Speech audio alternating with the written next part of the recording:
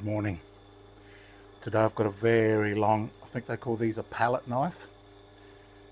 It's huge. Nearly 13 and a half inches long. So we're definitely going to need the long knife jig. Now, I just wanted to show you quickly, as far as placement goes, where would you put this?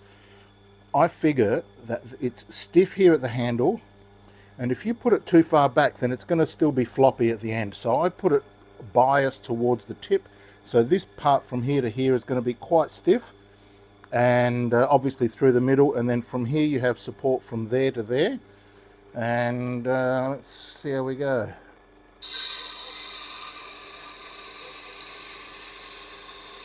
I've chosen a fairly conservative angle.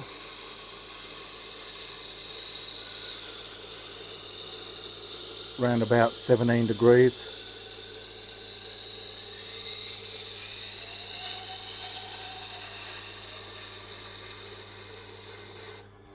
Bit wobbly at the end there, but I'll smooth it out later.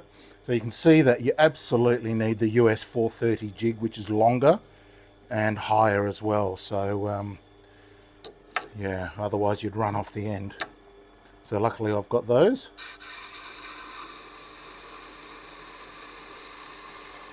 And it's very easy. As the wheel grinds up into the blade, it wants to move the blade. And the longer the knife, the more the leverage is on that movement. So you have to be pretty careful and balanced and take it easy. No rush.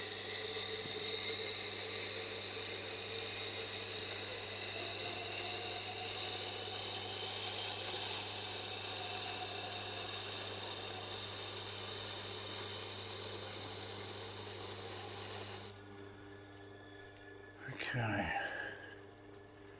that looks pretty good. Let's try this side. Oh, I'm up against the barrier there.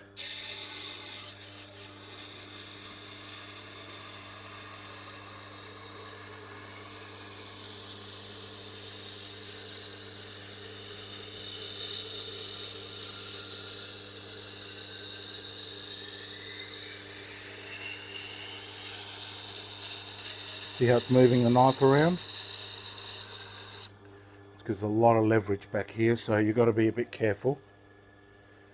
But if you take it easy, you'll get a good grind. Let's try again. So I'm spreading my hands out here. I'm putting my little finger there. And on this side, it's easy for this, as you're pushing across, it's easy to be nervous and grab this too hard. And if you grab it too hard, then you might lift it up and all sorts of weird things. So a light touch, well, not light, firm, but not controlling touch on the back is needed.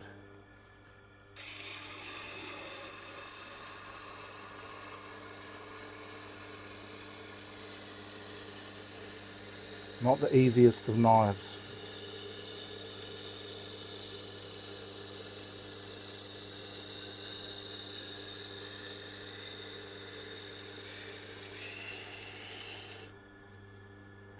Why did it stop?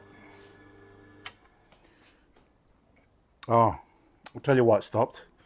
Because the water, as it's running off, it's on the wheel here. See how it's wet?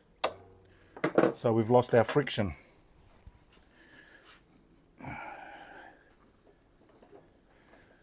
That's a damp rag, so that doesn't help.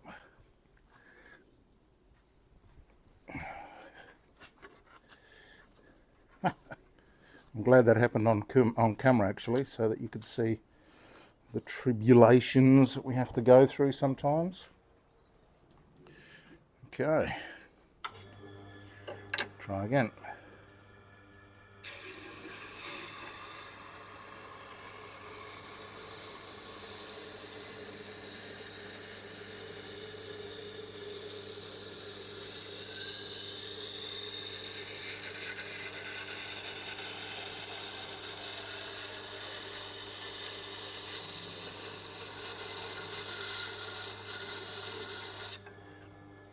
And one thing I didn't show you was that when you've got such a long knife, you should always do practice runs and make sure that you're not going to run off the edge here.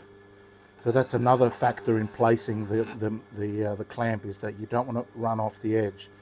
And when you're at these extremes, like I said, it really wants to pull into the knife there. But I've got an edge on there. Let's see if I've got a burr. I do have a burr. I'll show you what it's like. Right, so even though it was moving around, I still managed to get a pretty even grind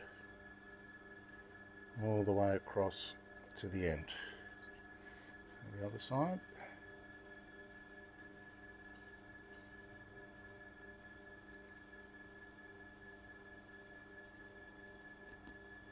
And this could be the longest knife I've ever done, actually. We'll give it one more run. And this is, I'm doing this at 240 grit. So it needs a couple of more runs on the 1000 grit to smooth that edge out. Although some people do leave them at this grit. As long as you hone that edge.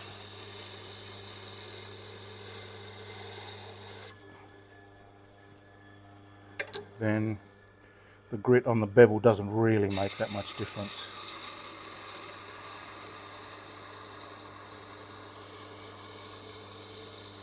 So steady, even pulling.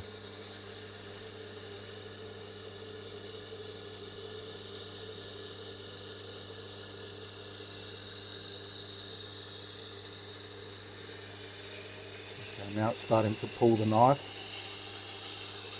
Or push the knife rather. Not only that, but I'm getting nervous on this end, so I'm focusing on here instead of focusing where my eye should be there. Because where your eye focuses, the rest of your body will just do the movement naturally. So let's have another look at that. Yep, that'll be fine. Let's smooth it out on the 320 grit. Now I've just recently ordered new plates, so the last ones lasted about a year, and I do a lot of grinding, as you can see from all my wheel collection there. I go through about 3 or 4 wheels a year.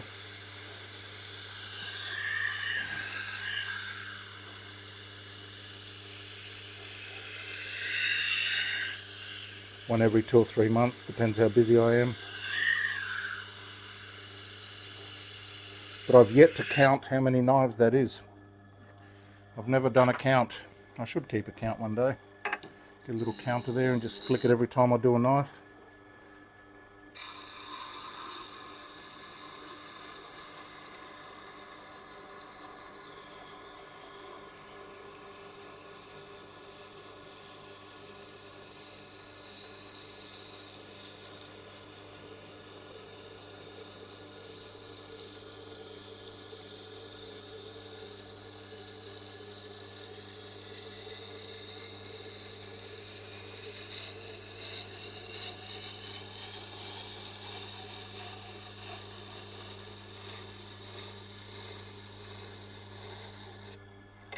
It was a bit stop and start towards the end there, so I'm going to do that again.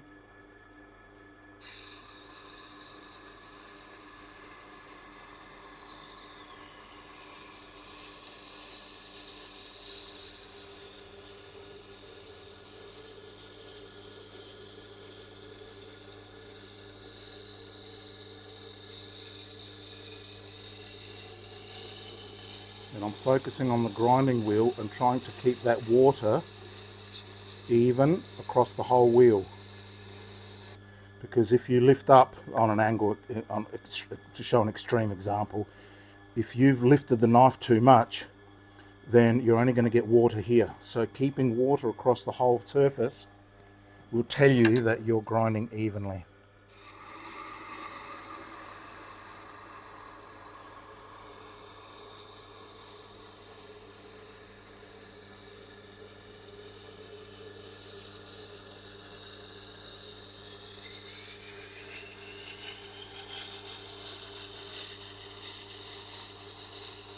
Not always entirely possible, but just do the best you can.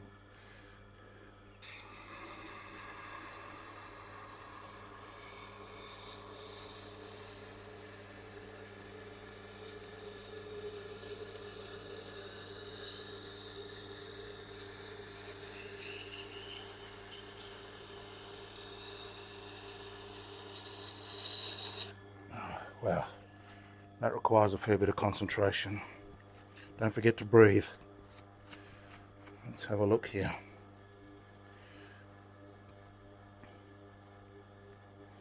It's got a good burr and a fairly even bevel all the way across.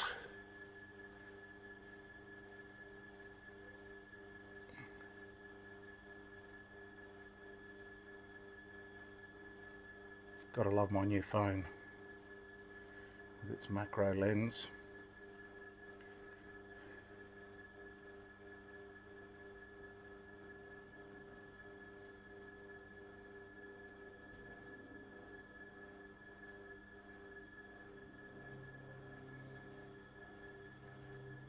So nice. I'll bring it around for the honing.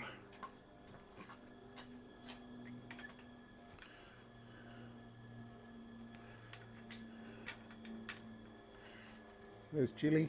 Hello, Chili. No, he's curled up. It's a bit cold this morning.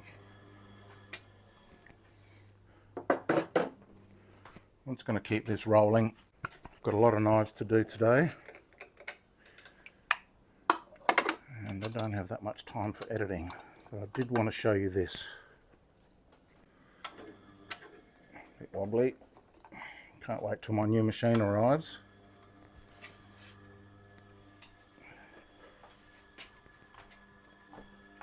Oh, let me grab some paper.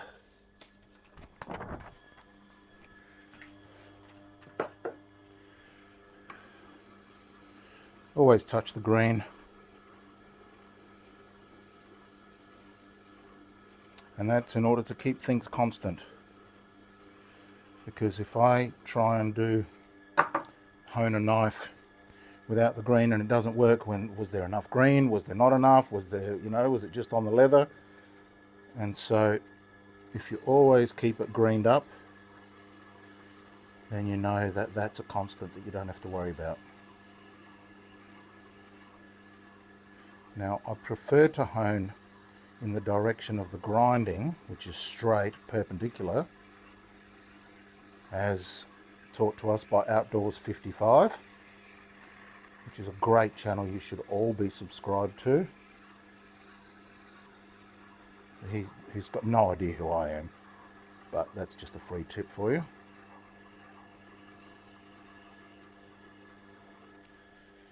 But of course this wheel interferes. I could take it off, but CBF.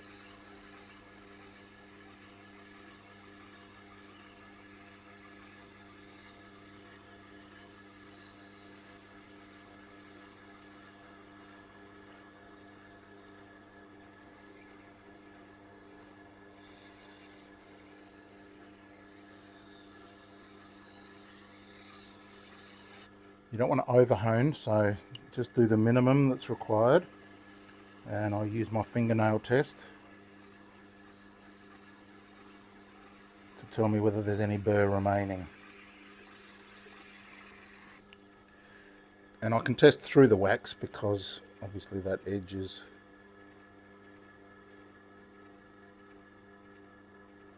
yep, that feels smooth enough, a little bit rough on the edge. I'll give it one more go.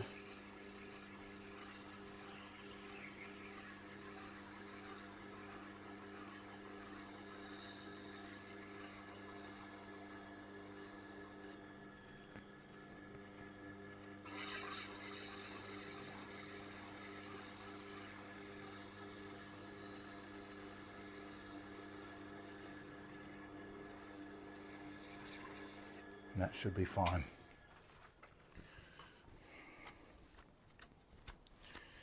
Cleaned it up a bit. I always give them a spray of alcohol before I deliver them, of course, to make sure they're hygienically clean of all the chemicals and waxes and things.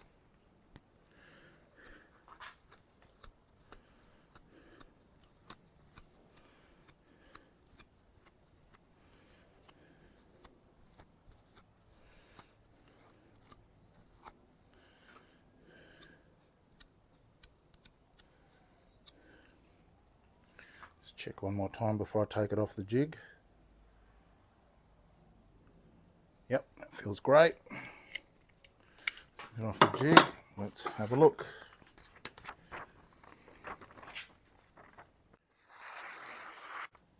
Fantastic.